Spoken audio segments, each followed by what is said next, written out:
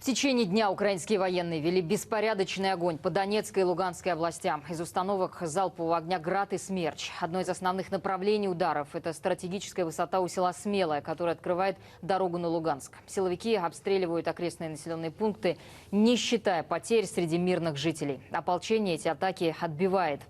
О ситуации под Луганском наш военный корреспондент Алексей Баранов. Подразделения Министерства обороны ЛНР проводят перегруппировку своих сил на ключевых направлениях. Атаки украинских силовиков на близлежащие к Луганску населенные пункты успешно отбиты.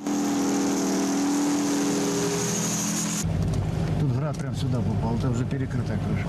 Заместитель коменданта славяно-сербского гарнизона показывает нам разрушенные ударами украинских силовиков улицы. Подразделения карателей пытаются взять высоту у села Смелое, что в 5 километрах отсюда.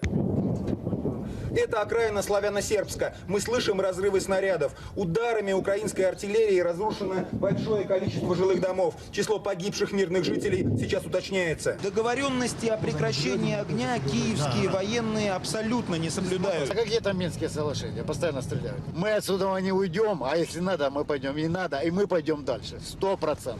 Потому что победа в любом случае за нами. Укропы – это фашизм. А фашизм зародыш мы уничтожаем. Они издеваются. В Трехизбинке сейчас они стоят. Они тупо заходят в дома, людей выгоняют с домов и живут. Попытки украинских карателей прорваться на территорию ЛНР подразделения Минобороны Молодой Республики успешно отражают. Однако из-за непрерывных хаотичных обстрелов со стороны киевских военных страдают мирные жители. Кажется, вот сейчас это взлетит этот дом. Вот, хотя дом не взлетел, а окна повылетали все. И днем страшно, и ночью страшно. А это уже свидетельство жителей Луганска. Город надежно защищен, однако звуки разрывов от обстрелов, которые по окрестностям столицы ЛНР ведут украинские военные, слышны и в центре. Грады идут несколькими залпами сразу, с остановкой.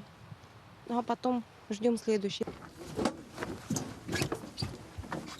Уже восстановлены и полностью готовы к боевому применению несколько самолетов, находившихся в распоряжении Луганского высшего военного авиационного училища штурманов. Среди его выпускников дважды Герой Советского Союза, космонавт Георгий Береговой и совершивший первый таран, направивший свой подбитый самолет на колонну бронетехники вермахта Николай Гастелло. У ЛНР теперь есть собственные военно-воздушные силы. Хотели предупредить вооруженные силы Украины, чем больше они используют техники и оружия против нас, тем мы больше это оружие будем поворачивать против них же.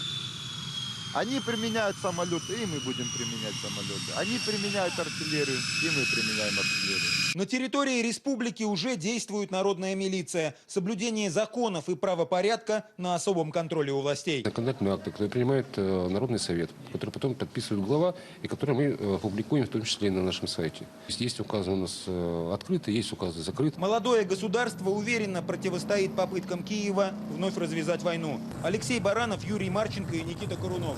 Вести, Луганская Народная Республика.